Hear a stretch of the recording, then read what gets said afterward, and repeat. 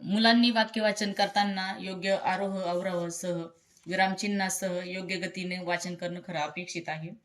तर आपल्या आजची कृती त्यावरच आधारित आहे. आपल्या आजच्या कृतीचं नाव आहे मी वाचतो तू अनुकरण कर. आता मी काही वाक्य वाचणार आहे. ती वाक्य मी जशी वाचते तशीच तुला वाचून दाखवायची आहे.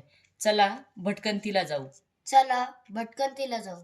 संत गाणी गातात. संत गाणी गातात. चहा थंड आहे. चहा थंड आहे. चला खेळूया. चला खेळूया. नदी स्वच्छ ठेवा. नदी स्वच्छ ठेवा. गणेश उत्सव आला. गणेश उत्सव आला. छान. आता आपण एक उतारा पण याचं वाचन घेणार आहोत. उतारायचं. चंदन चंपा यांनी फुले आणली.